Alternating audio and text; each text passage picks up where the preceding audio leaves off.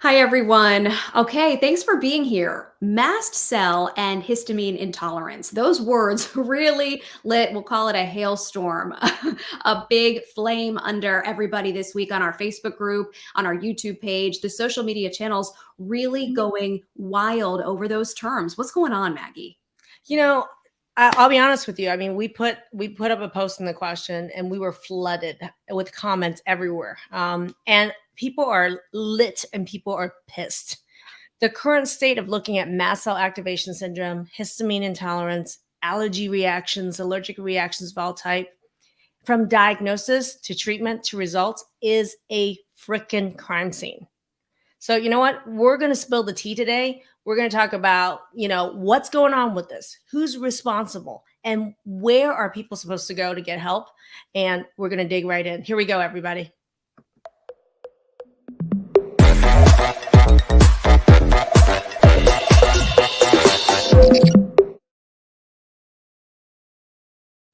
Thank you all so much for joining us for Transform Table Talk Live. I am your co-host, Anna Manuel, alongside the one and only Dr. Maggie Yu. And Dr. Maggie, I know you've really been dedicating the last several weeks to this topic because it is so important and people have so many issues regarding this. Yeah. And interestingly, we've done the last 3 lives really educating people about food reactions, allergies, irritable bowel syndrome, and a myriad of other symptoms that food can be related with. We've gone the deep dive into educating you guys about what the food mapping system is that I created to help people accurately understand what's the root cause of some of these reactions, right? So, interestingly, something came up in that groundswell because lots of people have been giving us a call, talking and chatting with our team, and enrolling in my food mapping masterclass. And one of the key diagnoses and problems that's been coming up, there's a groundswell of anger and frustration around just exactly how poorly understood and treated mast cell activation syndrome, histamine intolerance, and a ton of wide range of allergic diagnoses that have reactions and diagnoses that have no name. So, in honor of that, that's why today I said, and in speaking with so many people, I said, you know what? What if we dedicated an entire live where we get to hear from you exactly where are we failing? Like, who is failing you? Why are you not getting these results? We got those comments, we've collected them, we're going to be presenting them, and we're going to have a panel, myself included, and 2 other functional medicine providers as well, experts dealing with mast cell and histamine intolerance.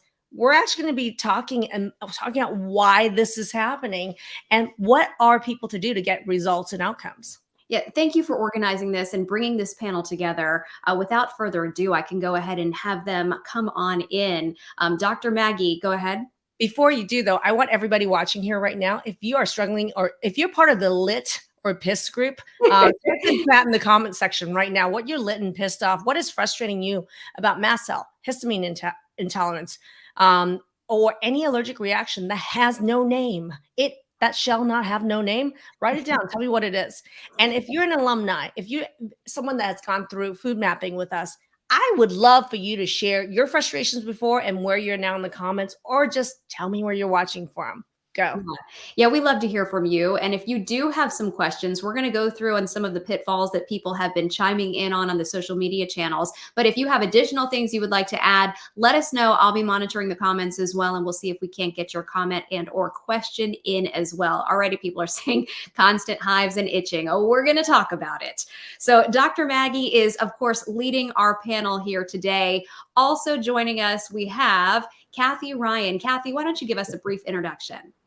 Yes. Hello. Hello. So I'm Kathy Ryan, and I'm a registered holistic and functional nutritionist. I've been working with Dr. Maggie since 2019 in my own practice since 2009.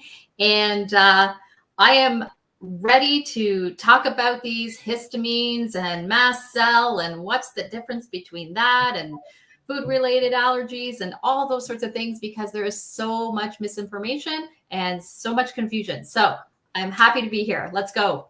Thank you. And you see this a lot, I'm sure, in your line of work. So thank you for having that basis of knowledge, understanding, and bringing it to us tonight. We can't wait to hear what you have to say. Also joining us is Dr. Jason Bradley. If I think most of our watchers probably know you, Dr. Jason, but give us a quick introduction. Yeah, sure. Thank you guys for having me here today. I am Dr. Jason Bradley. I am a naturopathic and chiropractic physician with about 20 years of functional medicine experience. I am super excited to be on this panel tonight and chat with you guys about, just like Kathy said, the confusion, the misinformation that's all around mast cell, histamine intolerance, allergic and allergic type reactions. I'm just excited. We're going to bust some myths and jump right in. And the fact that you guys recognize there is confusion, there is a lot of misinformation, I think that that's comforting for people watching because they understand, okay, they may have felt medical gaslighting going through this experience, and they know tonight they're going to get some answers and they're not alone. Dr. Maggie, thank you for pulling this together. And do you want us to jump right into the comments? Before we do that, Dr. Jason said he had 20 years of experience as a functional medicine physician. And it's not that I'm competitive at all whatsoever, but I am 27 years in practice. Good. So we have combined decades and decades of experience here. I love it. And already comments are already starting to hop with Christine jumping in saying mast cell and POTS. They're linked, by the way, Christine. And Christina, you probably have never heard that anywhere else, but they're linked. And to find out why, keep watching. But yeah, this is really tough. Christina is a typical case. People we've been talking to who are experiencing this because she's pregnant right now. A lot of treatments or things are being on hold. But was that even working in the first place, right? And then there's also hormonal components of this, hint, hint. Okay. I am very interested to hear more about that. Yeah. Okay. So many comments, Dr. Maggie, came in. We're talking about hundreds of comments between your social media channels, talking about the frustrations and the pitfalls. And we're going to highlight some of them now. Yeah. One of the top pitfalls doctors and patients make. Glenna F says, most doctors ignore you when you mention anything about this. She says she thinks it's because they're just not familiar with it. They don't care. What is the reason behind that? Before we do, though, I mean, I think everybody who's watching right now, I mean, maybe some of you don't even know what mast cell is, or maybe or histamine intolerance is, type in chat if you're wondering what we're talking about, what it is, or type in chat if you know what it is. But just wanted you to give you an idea is that the definition is that there are cells in your immune system that react to certain triggers, and there could be multiple types of triggers. And when these cells react to these triggers, that it basically sees as foreign and irritating. Okay. It says, I don't like it. Then it sets up a whole cascade of other cells that starts to make histamines. Histamines will go flood throughout your body. It's not just eyes, nose. It goes out throughout your body, does a lot of different things. And that's why there's such a wide variety of symptoms. And then as a result, people then have all these reactions. And sometimes because the cause can be multiple, right? Or it's not immediate for some people, it could be a little delayed. It's really confusing. So because of the large number of symptoms involved with these histamines, classically, most people just think of it as allergic symptoms like hives, lips swelling, tongue swelling, maybe some trouble breathing. Some people think of that. But at the same time, you will see later, we're going to go into it. There's many different types of histamine related reactions, including Christina, who had the POTS, which is a blood pressure and heart rate change. There's actually cardiovascular effects from histamines that even quote unquote specialists dealing with mast cell or histamine intolerance don't even know about or think about. So we have a lot of patients who are dealing with POTS, who are dealing with dysautonomia, who are dealing with autoimmune diseases, irritable bowel syndrome, you name it, a lot, and who are dealing with menopause or hormone changes, or they just delivered a baby. And all of a sudden, all these symptoms come up because these histamines, hormones, blood pressure, heart symptoms are all related. So this is why, one of the reasons why, when it's that complex, we're going to go into what I call the 3 Ds. Like, I mean, yeah, I was going to say you have the big 3 Ds. I do. Like, I look at the way that we look at mast cell right now because it is complex and the symptoms can be so varied. I have the 3 dick moves that you get when you go see a doctor about mast cell or histamine intolerance. You heard me right. Dick moves. So what are the 3 Ds? Number 1, they deny. They deny that mast cell or histamine intolerance or these type of allergic reactions exist. Deny. How many of you guys been denied? You go in the office and they tell you it's not real, it's not happening, right? It's in your head. Deny, right?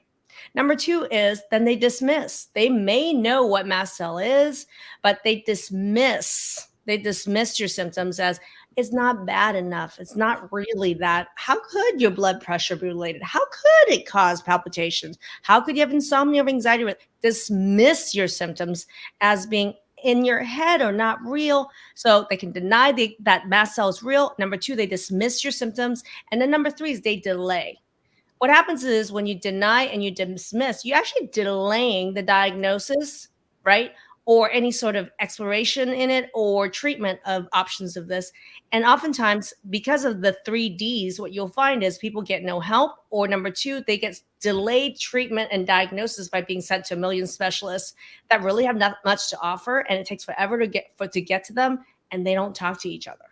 So, Yeah, and I just want to say that that's exactly medical gaslighting. And that's, I mean, it happens and people feel it. That's the frustration that I think, the groundswell of frustration and people being pissed about this. I mean, that's where it's coming from.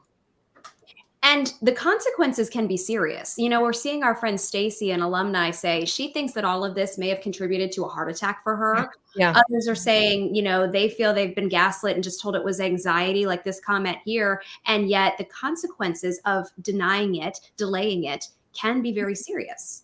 I want to go over really briefly just a scientific basis. So you all of us are talking the same language, and you in the audience, I want you guys to think about this scientifically so it makes scientific sense. You cannot deny this, okay? This is fact. So if you look at this mast cell here, one of the immune cells in your body, it sees either food particles or an environmental trigger, or there are other triggers as well. But in this example, it's a food that you're reacting to. This mast cell senses it, reacts and says, it's irritating. I don't like it. It releases all these histamines. But histamines don't just go to the skin. All of you that said you have hives, direct mechanism. Yes, histamines can cause hives. We all know that. But the rest of this, your doctors don't even know about it. The inflammation means pain. How many of you guys think that your reaction is actually pain or swelling? Your nose and throat, joints. How many of you have that, right? Your feet or your hands get swollen. Right? Cardiovascular. How many of you know that you have some sort of histamine reaction and you eat the food or you have an environmental trigger or something and your blood pressure changes, your POTS, your vertigo, meaning dizziness, your heart rate starts to go weird. That's cardiovascular. And then look at central nervous system. How many of you will get an anxiety attack, brain fog, ADD, lack of focus as a result of these reactions to histamines, right? And then they tell you you're cuckoo, right?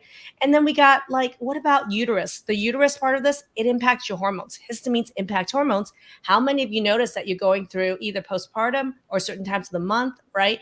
Or a man in his 40s to 50s, or a teenager with hormones just starting to change, or you're going through perimenopause and boom, you're having all these histamine food allergic type reactions. And it's not just your classic allergy symptoms, is impacting all these other symptoms, right?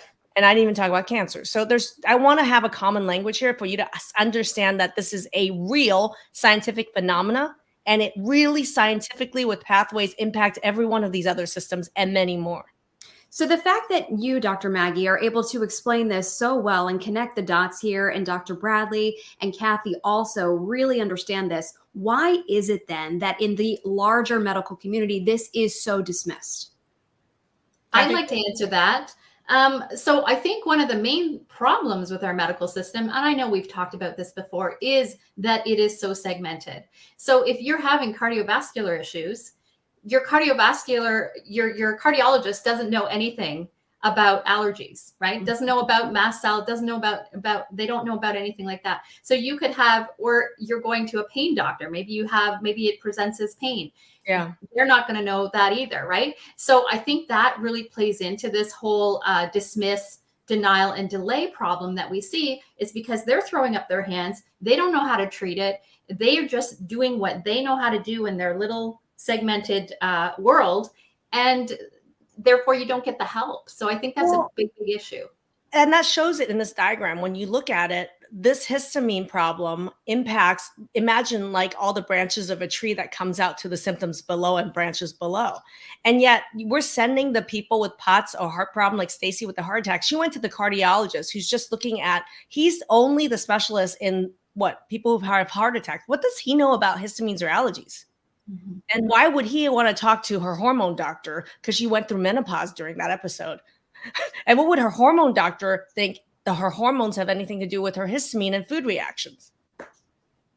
Nothing. Exactly. But yet it's everything, right? Dr. J, you're about to say something. I was going to say, I think that there's just a lot of missing pieces connecting those dots. And like you said, like specialists are specialists within their fields and they're great at what they do, but there's just not a lot of communication between, not to mention, to back up from that, there's also there's like no training in this in any general medicine programs anyway. Yeah. So there's a lack of training. And then, so if you do get interested in it, it's something that you have to pursue, after you've graduated on your own. And there's just not a lot of standardized training out there. So a lot of people say it's not real, unfortunately. So here's the thing is, I remember one of the comments was even, so here's the interesting thing. When you actually, look, the first 10 years of my career as a family physician, where people came in with these cardiovascular problems, fatigue, allergy problems, hormonal problems, and they're saying, I know it has something to do with my food. I know it has something to do with histamine. I'd be like, blah, blah, blah. Like, we have no training. And we are trained as doctors that when we have no training in an area, we first then say, there's no data on it. Number one. Number two, your labs are normal. Narrow couple labs that they do, and they're not even testing the right things, right? And then, oh, well, you think it's your allergist to send you to the allergist. It raises this question of when we train physicians who are talking to people so poorly, right? And what the only tools your physician in their 15-minute visit, really, your primary care physician has to do is to deny, get limited test panels, or cart you off to a specialist in those 15 minutes to stay alive and seeing 30, 40 people a day. That's the reality of the medical visit going to see your primary care provider, right? So that is a huge problem is we don't train doctors to deal with it. We don't give them enough time to even ask the questions or to understand it. And we give them a very limited test panel with which to even deal with it. Is there a standardized test? Like there were some comments here about testing, Anne. Mm-hmm. I would love to highlight that. Tamara and Shelley. Yep. They said, this is from them. They rely on a narrow range of normal results. And then they say you're normal. And then they keep sending you to different specialists to get you out of their office. And they don't talk to each other. Yeah. And Helen adds to that too, that at least where she is in the UK, they acknowledge that this is a real thing, but perimenopausal, having often reactions to food, and she's told that's just normal. This is just what life is. So what's going on with the testing? The testing doctors, they don't have a handle on this. Dr. J? Yeah, well, I think there's again, I think they have to step back that there's no training. And if there's no training, there's no training on testing. I mean, there's just no understanding at all what to do. I think that the main thing is that people connect. If they're even going to connect mast cell activation syndrome, they automatically just go to hives and allergic reactions. And just like we were saying, cart them off to the allergist. I hate to say this, but that's almost the best case scenario in the generalized medicine community. And unfortunately, there's just so many other missing pieces and so many other symptoms that can present or be way beyond. I'm actually looking at the limited number of testing that people do get to try to get a diagnosis for mast cell or histamine, and the tests suck.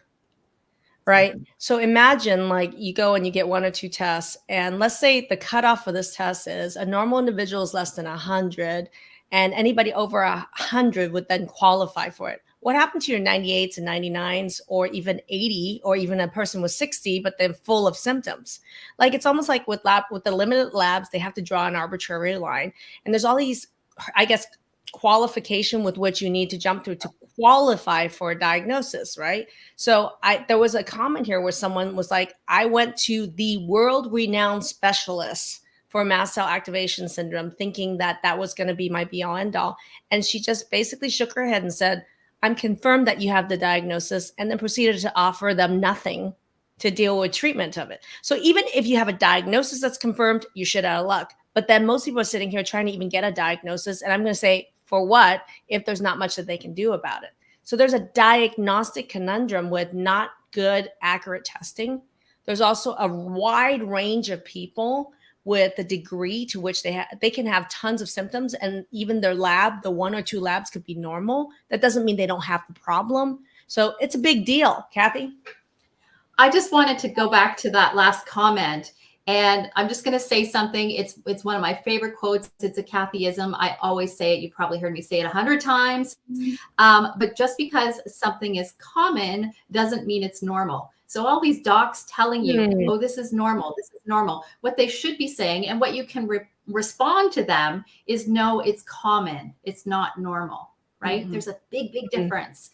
And too often those two things get lumped together as the same thing, and then nothing gets done. Is it common? That's the question I have for you guys. I know the answer to this because Dr. J, you brought this up in one of the Facebook comment threads. You said a lot of people perceive mast cell, a lot of doctors think mast cell and histamine reactions are rare. Is it rare? And I'm going to ask the audience this. You guys think it's rare or you think it's common? Everybody jump in and vote right now. Put rare or common in chat right now. I want to take a poll. Well, and judging by our audience, you know, they are dealing with this and their family members are dealing with this and they're struggling. And look at the a lot of people saying common. Yeah. Common. So yeah.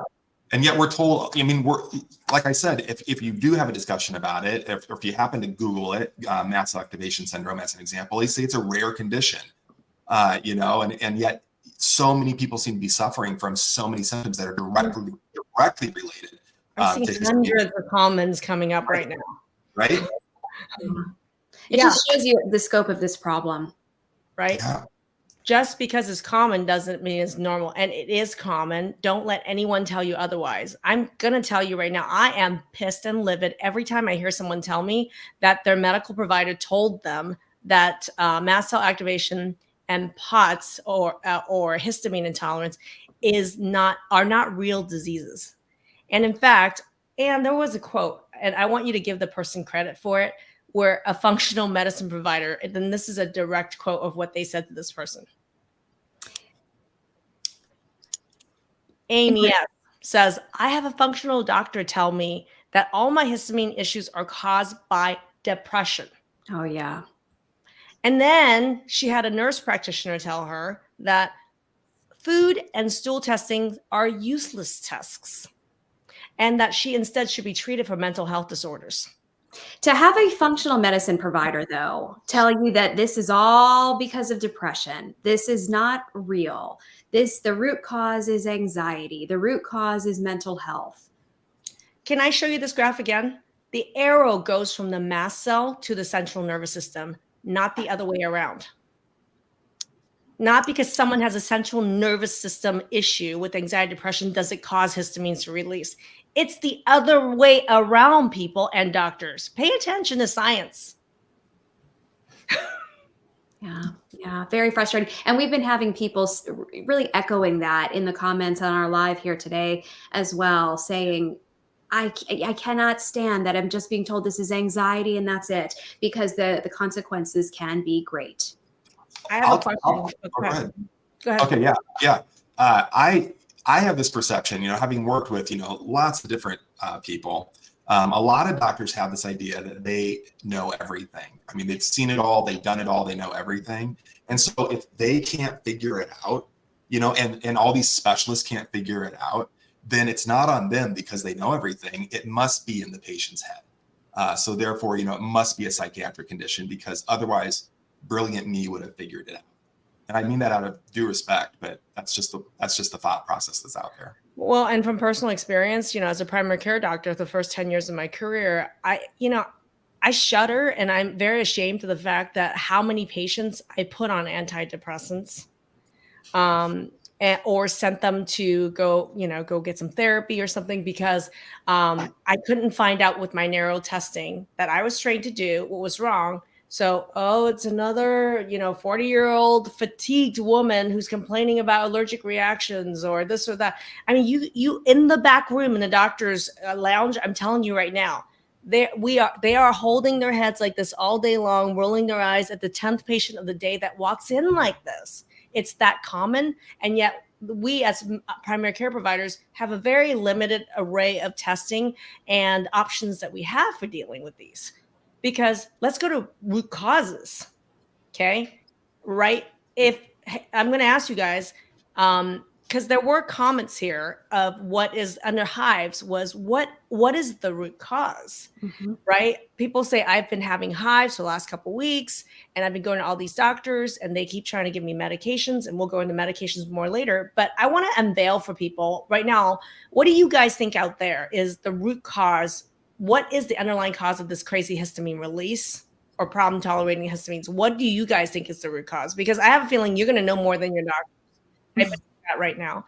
And then I would love, what would, besides, like someone saying like, oh, there's something allergic, like pollen I'm allergic to, and that it triggers allergies. That's an obvious answer, right? But what are some shocking reasons that's the underlying cause of, what are the real causes of mast cell activation and histamine intolerance? Dr. J, and then Kathy. Oh, and look at how smart this person is. Yeah, I think Kristen nailed it down there. Kristen is in our program right now. No, it really comes back to digestion and food tolerance, right? Because ultimately, I mean, a lot of the histamine that builds up in our system builds up in our gut when we're not breaking that food down. It goes right back to the food mapping system of understanding what foods that you're responding to, how to lower the histamine levels in the food. I mean, it just comes back to digestion. Well, and let's, Kathy, you're about to say something. I was going to say, there's lots of causes. I mean, there can be a genetic component. There's definitely environmental component, but there's also autoimmune and inflammatory conditions, even chronic stress, like anxiety. I understand that anxiety doesn't cause mast cell, but there can be when your body is under a lot of stress. Mast cell causes anxiety. Yeah, there's a clear chicken and an egg here. It's not the other way around, right? Yeah. But it's when your body is under a lot of stress, the whole system breaks down, right? And then before you go more though, I have to pause you. Hold on. This is a really important point she made, and I don't want to keep going without the shedding a light on that one, which was she said autoimmunity. Okay. I really want to pause for a second. What does autoimmunity have to do with mast cell activation syndrome and histamine intolerance? I've made many videos around that. And if you want information on that, put autoimmunity in the comment section, because I just want to give you another scientific fact. Write a note down on this. What is autoimmune disease is that your immune system, which is there, supposed to fight germs. It's supposed to look at something that's foreign and say, you're a germ, I'm going to kill you. Instead, in autoimmune disease, your immune system looks at your own body and says, you're a germ and I'm going to hurt you. That's what the definition of autoimmune disease is. It's a jacked up, confused immune system. That same immune system is responsible for recognizing allergens. And so if you have an autoimmune disease already hyper identifying your own body parts as a germ and reacting against it, what then do you think is the likelihood someone with an autoimmune disease will also hyper react to allergens, whether it's environmental or food? What's the likelihood of someone with any autoimmune condition developing histamine problems and mast cell problems? Type it in chat, right? That would be 100%. So it is pretty rare when I see someone who truly, let's say they have a diagnosis of mast cell or histamine intolerance. Okay, they fulfilled the criteria. It's pretty rare that they don't have some other underlying autoimmune disorder going on as well, identified or not. Just so you know, so there's a huge link right there. I wanted to give Kathy credit for pointing out that autoimmune and mast cell activation link, right? And I'm going to ask experience, how many alumni that we've treated and ended mast cell with and histamine intolerance understand and can attest to the fact that there was also an underlying autoimmune condition in your case. And learning to calm and tame down that autoimmunity was also the key of learning to calm and tame the mast cell. Type in chat, share your experience. I want people who've actually gone through that process and have results, share it in chat. Real people, real results, right? There's proof to that. And you mentioned this, and Dr. Bradley mentioned this as well. He said it's maybe best case scenario in the conventional medicine world if you do get sent to an allergist. And I want to highlight a comment by Dawn, who said she's been diagnosed and treated by an allergist for 7 years with medications and more medications. And the medications are making her worse. Yeah. So you're throwing new medications then at that problem. So can we talk about the medication factor in all of this? And is that the answer? So when you look at the current state of affair of how you treat mast cell, typically the medications are antihistamines. So you can look at Claritin, Allegra, you can look at Ketotifen, you can look at a lot of these classes of medications. They're there. Antihistamine, meaning the histamine's already made, cat's out of the barn. And then you throw a medication to try to rein it back in. To me, it's like a dam that's already running, and then you're trying to put little plugs on it, and there's already broken places all over the place, flooding the entire behind it. And you say, I'm going to give you an antihistamine right now, right? So it is not very effective because that histamine rush is so big. It's very overwhelming, right? And so therefore, no cause analysis. If you don't stop it at what's coming in to feed that in the first place, you're in the back plugging a dam that's broken. That's the state of all these medications as antihistamines. Now, there's another class of medication. They're called H2 blockers. So there are medications like Zantac, Pepcid. We even give it to kids with all these allergy problems. Here's the problem, okay? While they do work to decrease to block the production of histamine, there's a dark side to those medications. They shut off stomach acid. And you have just told us what is key to solving this problem. Digestion, right? So we actually give a pill to somebody and kids with this problem to stop one of the first and most important step in digestion.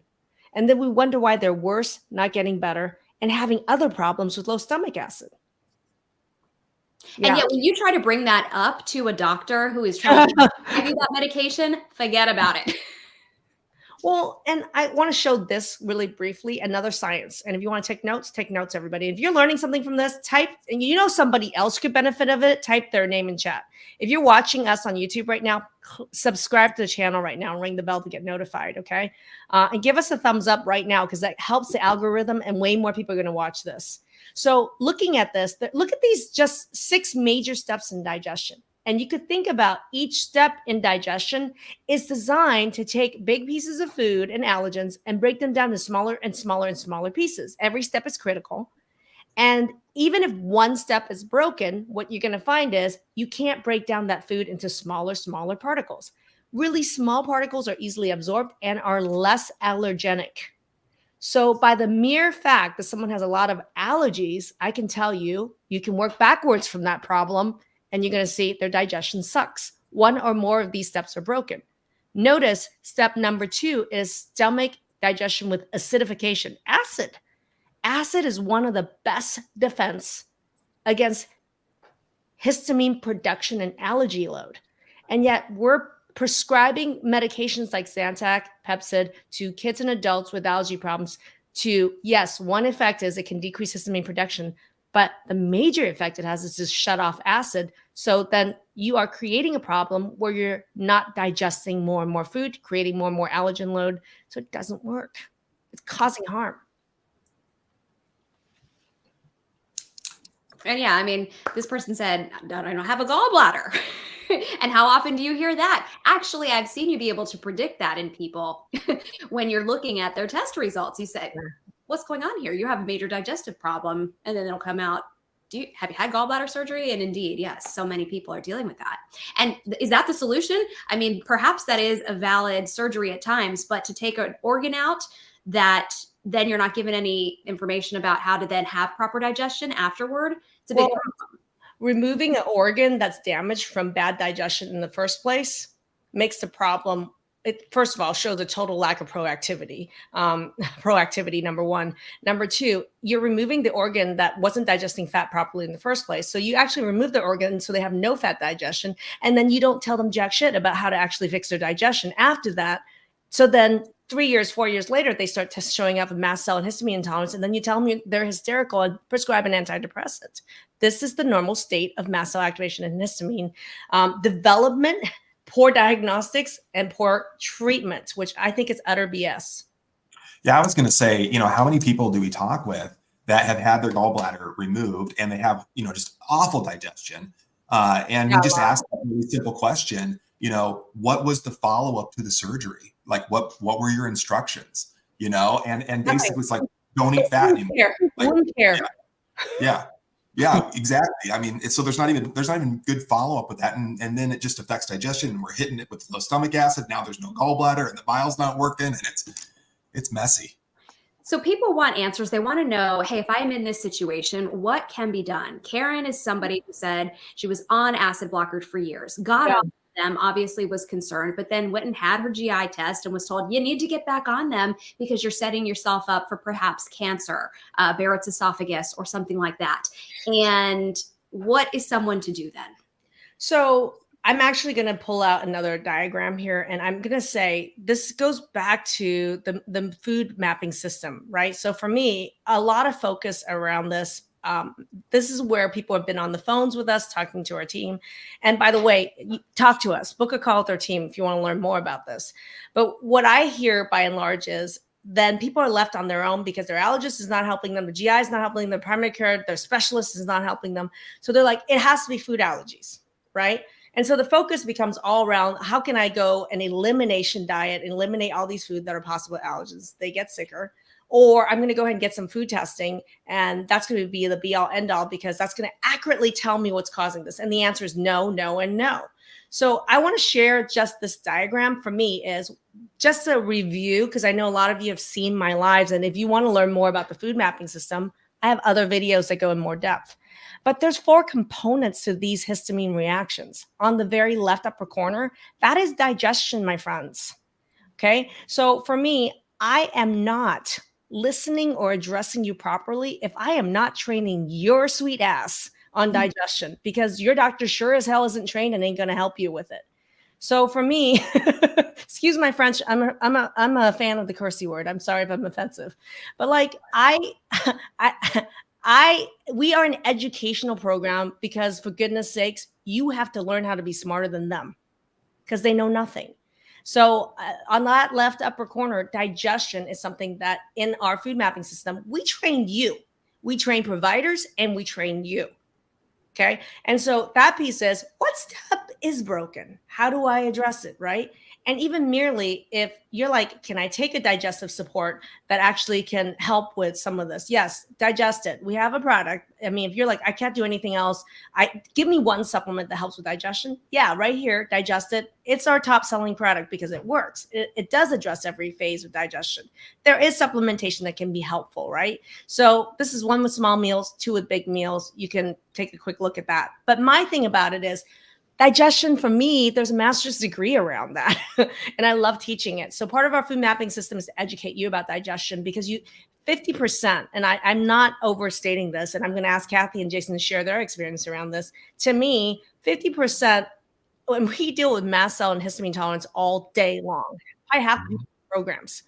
And I can tell you right now, by addressing digestion, within a couple weeks, at least 50% of the people will have 50% of the symptoms in resolution, if not more. And that's just one piece of digestion. And that's missing from all mast cell and histamine intolerance care. Dr. J, Kathy, what are your thoughts around that? Yeah, we hear that all the time, right? I think we were just on a call a day or 2 ago and someone mentioned, I've only started this a couple of weeks ago and oh my gosh, my symptoms are so much better already. My digestion is so much better. And that's always, very exciting to hear. And it's something that's overlooked and not taught well. Again, I keep coming back to the front end of education. There's so much that needs to change there. But yeah, it's filling in that missing gap. It's such an important piece and it's so overlooked. And we do see changes very quickly. Kathy, what about you? I just want to add to that we're not even filling in a gap. We're setting the foundation because too many other natural healthcare practitioners, functional medicine practitioners included, want to dive right in and either look at their hormones or their whatever they want to do all these other testing, and they haven't started with the most important, which is digestion. And the way that the Transform program is set up is so, like Dr. Jason said, you can be on module 1 or 2 and start seeing amazing results without even getting to the other testing. And then the other testing only serves to inform what's already going on in the body and the resolutions that you're already seeing. So for me, it's a foundation. It's the absolute step 1. This is where we start. So here's an interesting thing. Like there's a misconception here that elimination diet is the answer to mast cell and histamine intolerance. And I'm going to say, Christina, great question. And I'm going to say is the opposite of that BS. And here's why this is why this corner of this, the next foundation of the food mapping system, is accurate testing. Data is so freaking important. I am a doctor. I am a scientist. I am an MD. So I have scorched the earth looking for the best because testing for food sensitivities suck. So it took me a long time to find the gold standard of what is the best test. So we absolutely, Christina, base everything 100% on your personalized data. And we just did a review, and you guys can think about it. We just did a review with Dave, and holy heck, I mean, that revealed so much. And I have cases after cases after cases on YouTube where someone was on an elimination diet would then, someone's on an elimination diet and they said, I removed gluten, eggs, and soy, and milk, only to find out that it was, what was that? It was just like gluten and almonds, right? That is a really common scenario. And the very elimination diet they were told to be on by their functional medicine specialists actually made them eat the very thing that was triggering their mast cell the most. And you see that a lot. You do see that a lot. And Christina even said, the elimination diet did not work for me. How often do you hear that? Because it's just not the answer. They're not basing it on hear it. data. We literally hear it about 200 times a week. That's how many people we talk to every week. We hear it 200 times. They wouldn't be on the phone with us and talking to us if it worked. Right? Results or lack thereof speak for themselves. So accurate testing is absolutely critical to the food mapping system, right? So you got to have the best test. But here's the other thing. I mean, Dr. Jason and I, 47 years combined experience. I don't know how many years Kathy wanted to put onto this, but 15. even with, so I'm not going to say this is almost 60 years in combined experience. We sound so old. But the piece is that the key to me in the food mapping system is the combined wisdom of that.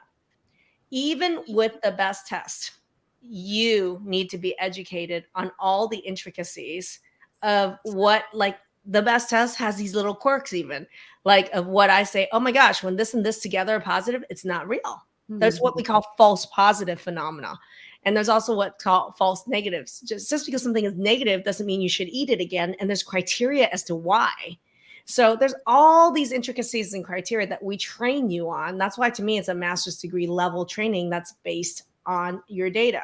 Marissa just is an example there. Yeah, she's an alumni. She says, this is amazing. Your food mapping, Dr. Maggie, helped really determine the real from the fake allergies, and using data, using your expertise in critical thinking. She had different diets, 3 different diets that she went on before this. Nothing worked until food mapping. Yeah. And that's why, for me, like, left upper corner of this foundation, and it's by no accident, it's a 4-leaf clover, right? And you don't need luck of the Irish to actually deal with this. You just really need these foundational elements. So left is going to be your digestion and master level training and troubleshooting around that. On the right is going to be accurate data and your training to understand better than providers on what are the intricacies to have accurate application of those results. So one-on-one implementation on this so that you understand accurately. We went over all the histamines and the misunderstandings around it. Yes, your POTS is linked to it. Yes, your autoimmunity is linked to it. Yes, your brain fog is linked to it. Yes, your anxiety is linked to it. So I think it's really important that people get a master level training to understand histamines more than their allergist. How about that? And then as a result, then people have this problem on the right lower corner where people come to us, and I'm going to have you guys type in chat. How many of you have like low B12, low folate, low iron, low vitamin D, low magnesium, right? Low everything, and you feel like you have chronic fatigue like crazy, right? That's the end result when you don't when you don't fix the digestion, when you don't get accurate data, you don't deal with lowering all the allergens and histamine load. The end result is this right lower corner, the blue bottomless pit of hell of empty nutrient tank. Nothing. You got nothing. So then how many of you have chronic fatigue and have been told then, I don't know why, your labs are normal. Well, are your labs designed to look at digestion, food mapping accuracy, histamine problems? No. So those shitty labs are normal. And then the real education and the real data you really need has never happened yet. And that's what the food mapping system is designed to create, so that we don't get this bottomless pit of hell of empty nutrient tank on that right lower corner with the nutrient density. Does that make sense, everybody? I mean, I just want to make sure that this makes sense to you. Type it in chat. Did you learn something here? Type it in chat. That is the food mapping system that we're talking about. And unless you do that, You cannot interrupt the pattern with mast cell and POTS or histamine intolerance. I deal with this all day long, everybody. So I just gave you exactly the critical the pieces that must be addressed, and you have to master it. Amy is another example of somebody who has successfully gone through your program, saying going on 5 years now of food freedom because of it. Love how much my mast cell symptoms improved. She was down to just eating 5 foods. Now, 5 years later, maybe she only reacts to 5, but she knows which ones they are. Amy is an RN, and she was trying to work on a hospital floor with all these IBS and histamine reactions 5 years ago. And look where she is now. Not only did she get results right away, they're sustainable. And Amy, I'd love for you to share what's been happening. Are you getting better and better and better over time? Is this sustainable? Answer that in chat, Amy. Dr. J? Yeah, and I just wanted to say that's one of the other cool parts of the food mapping system is that we actually see people adding foods back in. We see that as much as, I don't even want to say eliminating or limiting foods, but I mean, people add so many foods back in that they thought they were reactive to, and that data just really points out, it really helps create a black and white, yes and no. It's awesome. And with that said, and we're talking about diet, and perhaps this question while we're waiting on Amy to come back in is Fritz posed this, and I can perhaps ask you this, Kathy. I'm told there's no proof, no evidence-based literature that diet interventions can be helpful with mast cell and histamine intolerance. This is information from a physician saying diet doesn't matter. What do you have to say to that, Kathy? I mean, it's laughable. All I can do is laugh. Like, we have how many clients would say otherwise? Thousands. It's laughable. It's laughable. Unfortunately, that's not uncommon. Yeah. So here's Amy's update, by the way, as well. Amy says, I feel amazing, totally sustainable, and I was given the tools and knowledge for this to be lifelong results. Oh. And Amy, I saw I don't know how many hundreds of pounds of vegetables she grew in her garden, but I keep seeing all these, she does it by pounds, and she's like, 600 pounds this month and 800 pounds next month. I'm like, I don't know how many people go by poundage, but imagine being able to cook again, work again. And I just love what's coming out of her garden and her kitchen. And she actually said she even went on to get another college degree and is currently working on a nutrition degree now. Right? I think we need to do a re-interview of Amy as a 5-year follow-up. There was an original interview with Amy. Who wants to see Amy's interview that we did right after the Transform program, right after she did food mapping? Type in chat, Amy, AMIE. And then who wants a re-interview, a 5 years later follow-up, a reunion with Amy to see where she is at right now? That would be pretty awesome. And here's the thing is, I like doing these interviews because they show you success leaves clues. Yeah. Success really leaves clues. So one of the most effective strategies to getting the results you want is to take a look at people who have been successful and do what they did. That's an easy way. You don't have to find the way. Someone already did it, had the result you want. What did they do? How did they do that? So that's the point of these case studies and interviews, is success leaves clues. Follow their success. And Amy, while her story is wonderful, is not unique in this. Nope. I interview people that have graduated through your program every week, and it's the same story. Finally they're getting answers. Finally they're feeling better. Yep. Any final comments and questions? Let's take a look, everybody. Kathy, I'm so interested as a nutritionist, what kinds of things, and how you can add to this discussion too, what kinds of things are people coming to you with and being told from their doctors additionally, as it relates to how they should be eating when they're having these types of issues? Well, basically, I'm going to kind of answer that in a bit of a different way. So if we go back again to these people who are on these elimination diets, and I saw one pop up, a comment pop up just a couple of minutes ago that said that they went on the carnivore diet. Okay. Mm-hmm. So a lot of people come to me and they've been doing all these different diets. And carnivore is one of these ones that's super trendy right now. And basically all you're eating is animal protein. And a lot of people will only eat beef. Well, the other night in Farm, we had a client who had been eating carnivore, had stopped because it didn't make a difference for him. And then we did his food testing, and we found out that beef was one of his triggers. So, so I kind of answered that in a roundabout way. We get a lot of people in that are, I personally do, and in the Transform program, get a lot of people in that have just tried all these different diets, and they're confused. They don't know where to start. They don't know where to go next because they've tried everything that they know how to do. And that's why I love what Dr. Maggie offers, because it's hope. And that's what we offer to people, is hope. And those diets are personalized to no one. Mm-hmm. Yes. Yes. And that is a cornerstone of what Dr. Maggie is trying to get out there, that you need data, you need your own personalized data to be able to solve this mystery, because everybody may have a different set of circumstances that's leading to their issues. And some people may have multiple set of circumstances. Well, and that is why you have to uncover it all to be able to feel better. I just saw a comment about that where someone said, I think someone was talking about how for each individual, there are multiple types of answers. But for me, one of the things is that there's so many, you hear so many things. And when you go on Google, it tells you so many things. There's a lot of rabbit trails that you can go. And so for me, people end up getting stuck sometimes in these rabbit trails. It must be this, it must be that. And it's a rabbit trail. And for me, I'm like, can we not go there first? Okay. Can we go here first? Because it's foundational. Right? It's foundational. Every single mast cell person have to understand and address digestion.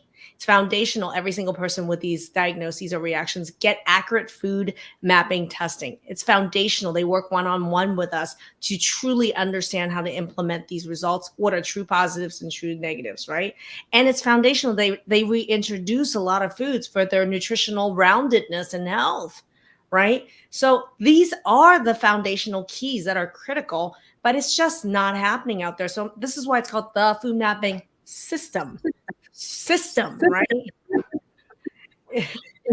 And Dr. Maggie, a lot of questions are coming in now because there is a lot of frustration. People have tried to see different doctors. They've been going at this for years in many cases. So if they want more information about learning more about Food Mapping Masterclass or the Transform program, what are the steps that they should take? Well, if you follow this QR code, we'll put the link in there. Just to give you a little history is that the food mapping system initially was in our main program called Transform Fundamentals. And there was no way to access this for the last 6 years unless you were in our main program that covered everything. And literally about 2 months ago was the first time we heard you and we offered food mapping separately on its own. And there are some people that this is their main and major biggest first step they need to take. So we developed my Food Mapping Masterclass where you're going to get accurate testing, right? There's going to be online learning that's going to be done at your own time. Number 3, there's going to be a week of one-on-one implementation learning done in a small group. And this is what people are missing. So this is called my Food Mapping Masterclass. You can go ahead and check that QR code to look for information on that. But most importantly, many people just need to talk to us. Like they're like, is this right for me? I have questions around it, all that. Just talk to us. Connection is my number one value personally and for our company and in all our programs. Everything is because of human connection. So my most important thing is get on the phone. You know what? Just click this code, click the link in the chat, book a call. We're real. We're here. We want to hear you. So book a call with our team, talk to us, and we'll answer your questions. And we get it. We understand what is going on with all these reactions. All the diagnostic problems, all the treatment problems, your frustrations. We hear it every single day, every single week. And I do know what the heck we're doing. Somebody wanting to know, there's a lot of women that are chiming in. Are there men that go through this as well? Yeah. Mm-hmm. You guys can answer. Yeah, I think just in general, I think that there are more women that seek out this type of, practice and care. But we do have men, and in the men that we work with, they dive right in, and see good results too. Just this week, just so you guys know, we gave Derek, who's in our program, the Golden Mustache Award. And it's the dude who actually is playing full out. Because I think there are equal amounts of men and women, but women tend to seek help more, is what Jason's saying, Dr. J is saying. So, but the funny thing is there's plenty of men in our programs and they do get into these problems. You know why? Because they have digestion problems just the same. They have hormonal problems just the same. They come up against the same obstacle with providers just the same. And they get labeled as having depression, anxiety, or ADD just as much as women do. And in fact, sometimes more. Okay. So absolutely, this affects men, women, children, and lots of people are going through my food mapping masterclass with their kids. And for some people with their grandchildren, just so you guys know, because there's genetics behind this. We didn't even get into genetics, but believe it or not, your children share 50% of your food sensitivities and 50% of them share your digestive problems. So you become the generational interrupter of these health patterns that your other doctors just ignore. Take that to the bank. Boom. And that is something that I know alumni are so appreciative of when they go through the program as well, because they are able to help their other family members. You learn information that can be classified and applied to your family members. And then you're able to have that knowledge too, to help them because you're taught it. Let's get into genetics. They're saying we want to hear about genetics. Well, it would be a whole nother topic of discussion, I think, Dr. Maggie. Well, and I'm going to ask you guys this, okay? I'm planning for another live next week, and I'm going to let you guys lead the charge in what would you like us to talk about next week? Because I do think, I mean, we're almost an hour in here. I want to respect your time. What is something about mast cell, histamine intolerance, or the food mapping system, food reactions, allergies, anything in that realm that you feel like we didn't address on tonight? If you want us to speak to that, put it in the chat and in the comments right now. I promise you, I read every comment. I absolutely read every comment. That's one of the reasons why I get so hot under the collar. That's also the reason why I'm a fan of the cursey words, because I'm mad just like you are. I am lit and I am pissed just like you are. I share your pissedness. Making up words too that are very appropriate for this. Yes, we're already seeing people suggest some topics. So keep those comments coming. We're going to keep this up. And Dr. Maggie, as she mentioned, she is going to read this and she is going to stay lit with the fire because you want to help as many people as possible. I know that. And it gives you great satisfaction and gratification when you have alumni come to you and say, I'm better. I feel good. And what an amazing feeling when somebody has gone through years and years of misery to get to a point of health. Yeah. And you don't have to believe me. You don't have to believe anything that we're saying up here. I think the most important thing to believe is proof and results.